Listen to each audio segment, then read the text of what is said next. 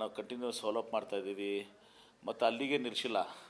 ಜಿಮ್ನಲ್ಲಿ ಏನು 10 ಲಕ್ಷ ಕೋಟಿ ಏನೋ ಕಮಿಟ್ಮೆಂಟ್ ಇದೆಯಲ್ಲ, ಮತ್ತೆ ಇನ್ನೂ ಅಡಿಷ್ನಲ್ ನಾವು ಇದನ್ನು ಇದು ಮಾಡ್ತಾಯಿದ್ದೀವಿ. ಇನ್ನೊಂದು ಸ್ವಲ್ಪ ಕ್ಲಾರಿಟಿ ಬೇಕಾಗಿದೆ ನಮ್ಮದು. ಈ ಎಲ್ಲ ಟ್ರಂಪ್ ಅವರಿಂದ ಕೆಲವೊಂದು ಈ ಬೇರೆ ಬೇರೆ ದೇಶ ಮೇಲೆ ಏನೋರು ತಮ್ಮ ತಾರೀಫನ್ನು ಇದು ಮಾಡ್ತಾಯಿದ್ದಾರೆ. ಆ ಕ್ಲಾರಿಟಿ ಬಂದಮೇಲೆ ಮತ್ತೆ ನಾವು ಇನ್ನೊಂದು ರೌಂಡು ಎಲ್ಲ ಕಡೆ ಟೂರ್ ಮಾಡಬೇಕಾಗ್ತದೆ. ಮತ್ತು ಯಾಕಂದರೆ ಮತ್ತೆ ಭಾಳಷ್ಟು ಬದಲಾವಣೆಗಳಾಗ್ತವೆ.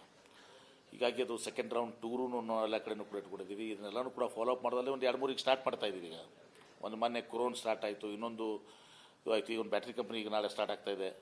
ಕಂಟಿನ್ಯೂಸ್ಲಿ ವೇಡು ಈಗ ಮತ್ತು ಅಡಿಷ್ನಲ್ ಆಗಿ ಮತ್ತೆ ಅದು 1 ಲಕ್ಷ ಕೋಟಿ ಏನಿತ್ತು ಅದು ಮತ್ತೆ 6,000 ಕೋಟಿ ಈಗ ಹೊಸದು ಅದನ್ನು ಬಿಟ್ಟು ಮತ್ತೆ 6,000 ಕೋಟಿನ ನಾವು ಇದನ್ನು ಇಂಟ್ರೆಸ್ಟ್ ಸೈನ್ ಮಾಡಿದ್ದೀವಿ, ಅವ್ರನ್ನ ಕ್ಲಿಯರ್ ಮಾಡ್ತಾಯಿದ್ದೀವಿ. ಈಗ ಅಂದರೆ ನನ್ನ ಪ್ರಯತ್ನ ಏನಿದೆ 10 ಲಕ್ಷ ಕೋಟಿ ಅಂದರೆ ಅದನ್ನು ಪುಷ್ ಮಾಡಿ ಕಂಟಿನ್ಯೂಸ್ಲಿ ಅದು ಹೋಗ್ಬೇಕು. ಇನ್ನೂ 2 ವರ್ಷ ಅಂದರೆ ಅದು ಇನ್ನೂ ಒಂದು 2-3 ಲಕ್ಷ ಜಾಸ್ತಿ ಆಗಬೇಕು. ಸೊ ದ್ಯಾಟ್ ನಮ್ಮಲ್ಲಿ ಇಲ್ಲಿ ಏನು ಕಡಿಮೆ ಆಗುತ್ತಲ್ಲ, ಇಲ್ಲಿ 70% ನಮ್ದು ಏನದಲ್ಲ ಅದನ್ನು ಮ್ಯಾಚ್ ಆಗಿ ನಮಗೆ ಇದು ಆಗಬೇಕು ಅಂತ ಏನೊಂದು ಹಾಕ್ಕೊಂಡಿದ್ದೀವಿ. ಮತ್ತು ಭಾಳ ಮಹತ್ವದ್ದು ನಾವು ಮ್ಯಾನುಫ್ಯಾಕ್ಚರಿಂಗ್ನಲ್ಲಿ ಇದ್ದೀವಿ. ಬೇಸಿಕಲಿ ಸಿಮೆಂಟು, ಸ್ಟೀಲು, ಆಮೇಲೆ ನಿಮ್ಮ ಈ ಇಂಡಸ್ಟ್ರೀಸಲ್ಲಿ ಜಾಸ್ತಿ ಇದ್ದೀವಿ ನಾವು. ಎಲೆಕ್ಟ್ರಾನಿಕ್ಸ್ ಸ್ವಲ್ಪ ಇದ್ದೀವಿ, ಮ್ಯಾನುಫ್ಯಾಕ್ಚರ್ ಇದ್ದೀವಿ. ಹೀಗಾಗಿ ಅದೆಲ್ಲನೂ ಆಮೇಲೆ ಶುಗರ್ ಇದ್ದೀವಿ. ಯಾಕಂದರೆ ಎಲ್ಲ ರಾ ಮಟೀರಿಯಲ್ ಇದ್ದದ್ದು ಮ್ಯಾನುಫ್ಯಾಕ್ಚರಿಂಗ್ ನಮ್ಮ ಹತ್ರ ಇದ್ದಾವೆ. ಅದನ್ನು ಬಿಟ್ಟು ನಾವು ಮ್ಯಾನುಫ್ಯಾಕ್ಚರಿಂಗ್ ಹಬ್ಬನ್ನು ಮಾಡಬೇಕು. ಇದನ್ನು ಕರ್ನಾಟಕವನ್ನು ಮ್ಯಾನುಫ್ಯಾಕ್ಚರಿಂಗ್ ಹಬ್ ಮಾಡಬೇಕು, ಗ್ಲೋಬಲ್ ಮ್ಯಾನುಫ್ಯಾಕ್ಚರಿಂಗ್ ಹಬ್ ಮಾಡಬೇಕು. ಯಾವ ರೀತಿ ವಿಯೆಟ್ನಾಮ್ ಈಗ ನಾವು ನೋಡ್ತಿದ್ದೀವಲ್ಲ, ನಮ್ಮಲ್ಲೇ ದೇಶದಲ್ಲಿ ಕೂಡ ಅನೇಕ ರಾಜ್ಯಗಳು ಕೂಡ ನಮ್ಮ ಮ್ಯಾನುಫ್ಯಾಕ್ಚರಿಂಗ್ ನಮಗಿಂತ ಹೆಚ್ಚಿಗೆ ಅವರು ಮುಂದೆ ಇದ್ದಾರೆ. ಅದಕ್ಕೆ ಈ ಏಪ್ರಿಲ್ ಲಾಸ್ಟ್ ವೀಕ್ನಲ್ಲಿ ಇವತ್ತು ನಾವು ಮಂಗಳವಾರ ಫೈನಲ್ ಮಾಡ್ತೀವಿ. ಅದನ್ನು ಏಕಸು ನಮ್ಮ ಅರವಿಂದ್ ಮೇಳಗಿರಿ ಅವರು ಮಾಡ್ತಾಯಿದ್ದಾರೆ, BCG ಅವರು ಇದು ಮಾಡಿದ್ದಾರೆ.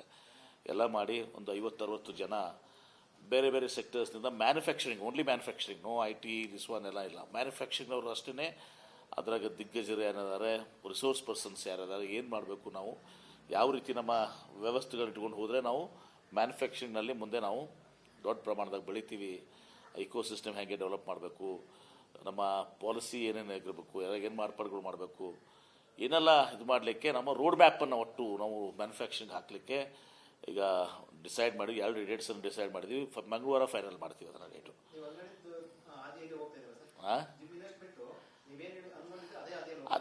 ಅದೇ ಹಾದಿಯಲ್ಲಿ ಹೋಗ್ಬೇಕಂತಲೇ ನಮ್ಮದೆಲ್ಲ ಪ್ರಯತ್ನ ಇದ್ದಾರೆ. ನಾನು ಅದಕ್ಕೆ ಹೇಳಿದೆ, ನಾನು ಸುಮ್ಮನೆ ನನಗೆ ಬಂದಿದ್ರು ಯಾರು ಗಲ್ಫ್ನಲ್ಲಿ, ಅವರು ಇವರು ಸೌದಿ ಕಿಂಗ್ ಇವರು ಕ್ಲೋಸು, ನಾವು ದುಬೈ ಕಿಂಗ್ಸ್ ಕ್ಲೋಸು ಅಂತೇಳಿ 2 ಬಿಲಿಯನ್ 3 ಬಿಲಿಯನ್ ಸೈನ್ ಮಾಡಿ. I did not sign. Clean committee ಇತ್ತು ನಮ್ಮದೊಂದು. ಯಾರ್ಯಾರು ಜಿನೈನ್ ಅನ್ನಿಸ್ತದೆ ನಮ್ಗೆ ಇನ್ವೆಸ್ಟಿಂಗ್ ಅವ್ರನ್ನ ಅಷ್ಟೇ ಮಾತ್ರ ಸೈನ್ ಮಾಡಿದ್ದೀವಿ. ಒಂದು $4-5 ಬಿಲಿಯನ್ ನಾವು ಇನ್ನೂ ಹೆಚ್ಚಿಗೆ ಸೈನ್ ಮಾಡ್ಬೋದಾಗಿತ್ತು, ಅದನ್ನು ಮಾಡಿಲ್ಲ. ಮತ್ತು ಕೆಲವು ಸ್ಟೇಟ್ಗಳು ಏನು ಮಾಡಿದ್ದಾರೆ, IT ಹಾಕಿದ್ದಾರೆ. IT ಹೋಟೆಲ್ಸು, IT ಹೋಟೆಲ್ಸ್ ಎಲ್ಲನೂ ಕೂಡ ಇನ್ವೆಸ್ಟರ್ದಾಗ ತರ್ತಾರೆ. ಹಂಗಾರೆ ನಮ್ಮದೊಂದು 50 ಲಕ್ಷ ಕೋಟಿ ಆಗುತ್ತೆ. IT ಬಿಲ್ಡಿಂಗ್ ನಿಮ್ಗೆ ಗೊತ್ತಿದೆ ಎಷ್ಟಿದೆ ಅಂಥೇಳಿ. ಅವು ಹೋಟೆಲ್ಸು ಬೇರೆ ಬೇರೆ ಇದನ್ನ ಎಲ್ಲ ಇನ್ಫ್ರಾಸ್ಟ್ರಕ್ಚರ್ನ ಹಾಕಿದ್ದಾರೆ.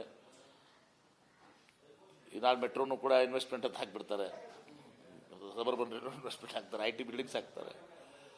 ನಡೀತಾ ಇದೆ. ಇಂಟೆಂಟ್ ಭಾಳ ಸ್ಪಷ್ಟ ಇದೆ. ನಮ್ಮದು ಪ್ರಾಮಾಣಿಕ ಪ್ರಯತ್ನ ಇದೆ. ಆ ಪ್ರಾಮಾಣಿಕ ಪ್ರಯತ್ನವನ್ನು ಬರೀ ನಾವು ಗ್ಲೋಬಲ್ ಇನ್ವೆಸ್ಟರ್ಸ್ ಮೀಟ್ ಮಾಡಿ ಅಲ್ಲಿಗೆ ನಿಲ್ಲಿಸಿಲ್ಲ. ಈಗ ನಾವು ಪ್ರಮುಖವಾಗಿ ನಮ್ಮ ಲಕ್ಷ್ಯ IKF ರೀಕಾನ್ಸ್ಟಿಟ್ಯೂಷನ್ಗೆ ಇದು ಮಾಡ್ತಾಯಿದ್ದೀವಿ. ಎಲ್ಲ ಸೆಕ್ಟರ್ನಲ್ಲಿ ಪ್ರೊಫೆಷನಲ್ಸ್ ಇವ್ರು ಬರ್ತಾರೆ. ಮತ್ತು ಇನ್ನೊಂದು ಪ್ರಮುಖವಾಗಿ ನಾವು ನಮ್ಮ ಸಿಂಗಲ್ ವಿಂಡೋ ಏನದಲ್ಲ, ಆ ಸಿಂಗಲ್ ವಿಂಡೋನ ಬರೀ ಸಿಸ್ಟಮ್ ಮಾಡಿಬಿಟ್ರೆ ಅದಾಗೋದಿಲ್ಲ. ನಾವು ನಮ್ಮ ಮಿನಿಸ್ಟರ್ಸ್ಗೂ ಕೂಡ ಸೆನ್ಸಿಟೈಸ್ ಮಾಡಬೇಕಾಗ್ತದೆ. ಬೇರೆ ರಾಜ್ಯದಲ್ಲಿ ಎಷ್ಟು ದಿವಸದಲ್ಲಿ ಕ್ಲಿಯರ್ ಆಗ್ತದೆ, ಏನೇನು ವ್ಯವಸ್ಥೆಯಲ್ಲಿದೆ, ನಮ್ಮ ಅಧಿಕಾರಿಗಳು ಕೂಡ ಮಾಡಬೇಕಾಗ್ತದೆ. ನಮ್ಮ KDB ಅಂತ SL ಹಿಡ್ಕೊಂಡು ಎಲ್ಲರಿಗೂ ಮಾಡಬೇಕಾಗ್ತದೆ. ಪೊಲ್ಯೂಷನ್ ಕೋಡ್ ಬೋರ್ಡ್ನವ್ರು ಎಲ್ಲರಿಗೂ ಹೇಳಬೇಕಾಗ್ತದೆ. ರೆವಿನ್ಯೂ ಆಫೀಷಿಯಲ್ಸ್ಗೆ, ಮಿನಿಸ್ಟರ್ ಮಟ್ಟದಿಂದ ಅತ್ಯಂತ ಲೋವರ್ ಲೆವೆಲ್ವರೆಗೆ ನಾವು ಅವ್ರಿಗೆ ಸೆನ್ಸಿಟೈಸ್ ಮಾಡಿ, ನೀವು ಡಿಲೇ ಮಾಡುವಂಗಿಲ್ಲ, ಹೀಗೆ ಇಷ್ಟು ದಿವಸದಲ್ಲಿ ಮಾಡಬೇಕು, ಬೇರೆ ರಾಜ್ಯಗಳಿಂದ ಎಷ್ಟಾಗ್ತದೆ ಕಂಪೇರಿಸನ್ ಎಲ್ಲರಿಗೂ ಒಂದು ಡಿಸ್ಪ್ಲೇವನ್ನು ರೆಡಿ ಮಾಡಿದ್ದೀವಿ. ಅದನ್ನು ಪ್ರೆಸೆಂಟೇಷನನ್ನು ಮಾಡಿ ಇನ್ಕ್ಲೂಡಿಂಗ್ ಕ್ಯಾಬಿನೆಟ್ಗೂ ಪ್ರೆಸೆಂಟ್ ಮಾಡ್ತಾ ಇದ್ದೀವಿ. ಅದನ್ನು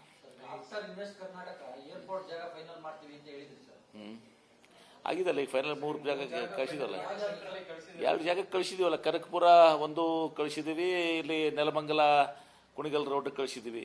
ಶೀಘ್ರದಲ್ಲೇ ಏರ್ಪೋರ್ಟ್ ಅಥಾರಿಟಿ ಆಫ್ ಇಂಡಿಯಾದವ್ರು ಬರ್ತಾರೆ.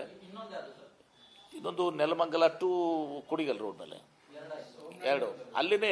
ಈ ಕನಕಪುರದಾಗ ಏನು ರೋಡ್ ಓವರ್ಲ್ಯಾಪಿಂಗ್ ಇದಾವೆ, 2 ಒಂದೇ ಸೈಡ್ ಇದ್ದಂಗೆ. ಅದು ಆ್ಯಕ್ಚುಲಿ ಹಾಗೆ ಸ್ಟ್ರಿಕ್ಟ್ ಸೆನ್ಸ್ನಾಗ ನೋಡಿದ್ರೆ 2 ಸೈಟು, ಓವರ್ಲ್ಯಾಪಿಂಗ್ ಸೈಟ್ಸ್ ಇದಾವೆ, 2 ಸೈಟ್ ಇದಾವೆ. ಸೊ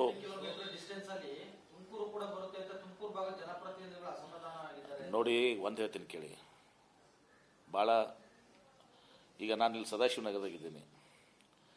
ನನಗೆ ನೀವು ಶಿರಾದಾಗ ಏರ್ಪೋರ್ಟ್ ಮಾಡಿದ್ರೆ ನಾನು ಹೋಗ್ತೀನಾ? ಇಲ್ಲೇ ಹೋಗ್ತೀನಿ ನಾನು. ಆಮೇಲೆ ಭಾಳಷ್ಟು ಮಾನದಂಡಗಳಿದಾವೆ. ನಾನು ಈಗಲೇ ಹಾಕಿ ಒಂದು ಕಡೆ ನೆಲಮ 50 ಕಿಲೋಮೀಟರ್ಸ್ ರೇಡಿಯಸ್ನಲ್ಲಿ ನೀವು ಭಾಳ ಆದರೆ ಇವರು ಏರ್ಪೋರ್ಟ್ ಮಾಡೋರಿಗೆ ನೀವು ಲ್ಯಾಂಡ್ ಕೊಡ್ತೀರಾ? ಬರಬೇಕಲ್ಲ ಅವರು. ಅವನು ಯಾವಾಗ ಬರ್ತಾನೆ? ವಯಬಿಲಿಟಿ. ನೀ ಎಲ್ಲರೂ ಡಿಸ್ಟಿಕ್ ಏರ್ಪೋರ್ಟ್ ಮಾಡಿದೆ, ನನಗೆ ಬಿಜಾಪುರಕ್ಕೆ ಬನ್ನಿ, ನಾನು ಸೆಕೆಂಡ್ ಏರ್ಪೋರ್ಟ್. ಬಿಜಾಪುರ ಯಾವುದು? District airport. ತುಮಕೂರು ದಾಟಿ ಮಾಡಬೇಕಾದ್ರೆ district airport. This is international airport. 50 kilometre ರೇಡಿಯಸ್ನಾಗ ಇರಬೇಕು. ಅಲ್ಲಿ ಜನ ಬರಬೇಕು. ಆವಾಗ ಬಂದು ನಿಮ್ಗೆ ಇನ್ವೆಸ್ಟ್ ಯಾರು ಟಾಟಾ ಇರ್ಬೋದು, ಬಾಯಲ್ ಇರ್ಬೋದು, ಅಂಬಾನಿ ಇರ್ಬೋದು, ಯಾರೇ ಬಂದು ಇನ್ವೆಸ್ಟ್ ಮಾಡ್ಬೇಕಂದ್ರೆ ಸುಮ್ಮನೆ ಲ್ಯಾಂಡ್ ಕಟ್ಟುವ, ಎಲ್ಲ ಒಂದು ಕಡೆ ಲ್ಯಾಂಡ್ ಕೊಟ್ಟು, ಚಿತ್ರದುರ್ಗ ಲ್ಯಾಂಡ್ ಕೊಟ್ಕೊಂಡು ಇಂಟರ್ನ್ಯಾಷನಲ್ ಏರ್ಪೋರ್ಟ್ ಮಾಡ್ತಾರಾ? ಅವರು ವಯಬಿಲಿಟಿ ನೋಡ್ತಾರೆ, ಕನೆಕ್ಟಿವಿಟಿ ನೋಡ್ತಾರೆ.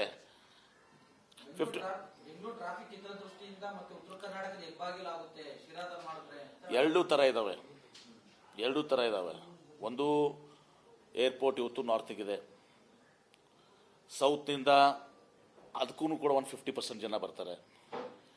ನಾರ್ತ್ನಾಗಿದ್ದಾಗ ಇನ್ನೊಂದು ಏರ್ಪೋರ್ಟ್ ನಾರ್ತ್ ಆದಾಗ ಅಲ್ಲಿನೂ ಕೂಡ ಪ್ಯಾಸೆಂಜರ್ಸ್ ಡಿವೈಡ್ ಆಗ್ತದೆ. ವಯಬಿಲಿಟಿ ಬರ್ತದೆ. ಹೆಂಗೆ? ನಾ ಆ ಗೋಜಿಗೆ ಹೋಗ್ತಾ ಇಲ್ಲ. ನಾನು ಒಂದು ನಾರ್ತು ಒಂದು ಸೌತು 2 ಇಟ್ಕೊಂಡು ಹೋಗಿದ್ದೀನಿ. ಮುಂದೆ ಅದನ್ನು DPR ರೆಡಿ ಮಾಡಿ ಅದಕ್ಕೆ ಟೆಕ್ನಿಕಲ್ ಅನಾಲಿಸಿಸ್ ಆಗುತ್ತೆ, ಫೈನಾನ್ಷಿಯಲ್ ಅನಾಲಿಸಿಸ್ ಆಗ್ತೈತಿ, ವಯಬಿಲಿಟಿ ಅನ್ನೋದನ್ನು ಪ್ರೊಫೆಷ್ನಲ್ ಆಗಿ ಮಾಡ್ತಾರೆ. ಅದನ್ನು ಪ್ರೊಫೆಷ್ನಲ್ ಆಗಿ ಮಾಡಿ ಈ ಎಲ್ಲ ಸಾಧಕ ಬಾಧಕದನ್ನು ಮಾಡ್ಕೊಂಡು ಆಮೇಲೆ ನಿರ್ಣಯ ತೆಗೆದುಕೊಳ್ತಾರೆ. ಲ್ಯಾಂಡನ್ನು ನಾವು ಏರ್ ಮಾರ್ಕ್ ಮಾಡಿದ್ವಿ. 2 ಕಡೆ ಸುಮಾರು 4,500ಕ್ಕಿಂತ ಜಾಸ್ತಿ ಲ್ಯಾಂಡನ್ನು ಏರ್ ಮಾರ್ಕ್ ಮಾಡಿದ್ದೀವಿ. ಏರ್ಪೋರ್ಟ್ ಅಥಾರಿಟಿಯನ್ನು ಶೀಘ್ರದಾಗ ಬರ್ತಾರೆ. ನಿನ್ನೆನೇ ಅವರಿಗೆ ದುಡ್ಡನ್ನು ಕೂಡ ಕಟ್ಟಿದ್ದೀವಿ. ಇನ್ಸ್ಪೆಕ್ಷನ್ ಚಾರ್ಜಸ್ ಕೇಳಿದ್ರು ಅವರು. ನಿನ್ನೆನೇ ಅವ್ರ ದುಡ್ಡನ್ನು 1 ಕೋಟಿ ಸೊ ಇದು ಇತ್ತು, ಅದನ್ನು ದುಡ್ಡನ್ನು ಕೂಡ ಕಟ್ಟಿದ್ದೀವಿ. ಈಗ ಅವರು ರೆಸ್ಪಾಂಡ್ ಮಾಡಿದ್ದಾರೆ. ಬಂದು ಈಗ ಟೈಮು ಕೊಡ್ತಾರೆ ನಮಗೆ. ಈಗ ಬಂದು ಮಾಡಿ ಅವರು ಬಂದು ಇಷ್ಟೇ. ಅವರೇನು ಪರ್ಮಿಷನ್ ಅಲ್ಲ, ಅವ್ರದ್ದು ಸೈಟ್ ಸೂಟೇಬಲ್ ಇದೆ ಅಷ್ಟೇ ಹೇಳೋಗೋರು. ಮುಂದೆ ಸೈಟ್ ಸೂಟೇಬಲ್ ಇದೆ ಅಷ್ಟೇ ಹೇಳ್ತಾರೆ ಅವರು. ಮುಂದೆ ವಯಬಿಲಿಟಿ ಡಿಸೈಡ್ ಮಾಡೋದು ನಾವು ಡಿಸೈಡ್ ಮಾಡಬೇಕಾಗ್ತದೆ. ಅದಕ್ಕೆ DPR ಮಾಡಿಸಿ ಒಂದು ಫುಲ್ ಸ್ಟಡಿ ಮಾಡಿಸ್ಬೇಕಾಗ್ತದೆ. ಈಗಾಗಲೇ ಐಡೆಕ್ನವ್ರು ಇದ್ದಾರೆ. ಬಟ್ ಅದಕ್ಕಿಂತ ಹೆಚ್ಚಿಗೆ ನಾವು ಸ್ವಲ್ಪ ಹೆಚ್ಚಿನ ಒಂದು ಲೈಕ್ BCGನೋ KPMGನೋ ಅರ್ನ್ಸ್ಟ್ ಅಂಡ್ ಯಂಗೋ ಇಂಥ ಯಾವುದೋ ಒಂದು ಏಜೆನ್ಸಿಗೆ ಇವತ್ತೊಂದು ದಿವಸ ನಾವು ಇಂಟ್ರೆಸ್ಟ್ ಮಾಡಬೇಕಾಗ್ತದೆ. ಹೌದು, ಅವ್ರು ಬಂದು ನೋಡ್ತಾರೆ. ಮೂರಕ್ಕೂ ಈಗ ನಿನ್ನೆ ದುಡ್ಡು ಕಟ್ಟಿದ್ದೀವಿ. ಅವ್ರು ರೆಸ್ಪಾಂಡ್ ಮಾಡಿದ್ದಾರೆ, ದುಡ್ಡು ಕಟ್ಟಕ್ಕೆ ಹೇಳಿದ್ರು. ಇದೆಲ್ಲನೂ ಪ್ರೊಸೀಜರ್ ನಡೀತಾ ಇದೆ. ಟ್ರಾನ್ಸ್ಪೋರ್ಟ್ ಕನೆಕ್ಟಿವಿಟಿ ಅವರು ಅದು ದಟ್ ಇಸ್ ಅವರ್ ಲುಕ್ಔಟ್. ನೀವು ಚಿತ್ರದುರ್ಗದಾಗ ಹಾಕಿ ಬರಿಪ್ಪ ಅಂದರೆ ಅದಕ್ಕೂ ಬರ್ತಾರೆ, ಬಂದು ನೋಡ್ತಾರೆ. ಸೂಟೇಬಲ್ ಇದೆ ಜಾಗ ಏರ್ಪೋರ್ಟ್ಗೆ ಅಂತ ಹೇಳ್ತಾರೆ. ಆದರೆ ಏರ್ಪೋರ್ಟ್ ಮಾಡೋರು ಬರಬೇಕಲ್ಲ ಅಲ್ಲಿ. ಏನು?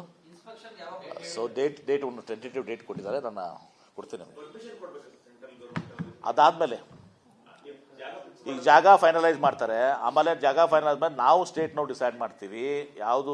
ಈಗ ಈ 3 ಜಾಗ ಆದಮೇಲೆ 3 ಜಾಗ ಸೂಕ್ತದ ಅಂತ ಕೊಟ್ಟಮೇಲೆ ನಾವು ಅದನ್ನು ಒಂದು ಏಜೆನ್ಸಿ ಕೊಡಬೇಕಾಗ್ತದೆ. ಏಜೆನ್ಸಿ ಕೊಟ್ಟು passenger load, cargo load, connectivity ಎಲ್ಲವನ್ನು ವಿಚಾರ ಮಾಡಿ ನಾವು ನಿರ್ಣಯ ತೆಗೆದುಕೊಳ್ಬೇಕಾಗ್ತದೆ. ಅದಕ್ಕೆ ಆ ಏಜೆನ್ಸಿನೂ ಎಕ್ಸ್ಪರ್ಟ್ ಅವರು ನಮಗೆ ಅಡ್ವೈಸ್ ಮಾಡ್ತಾರೆ.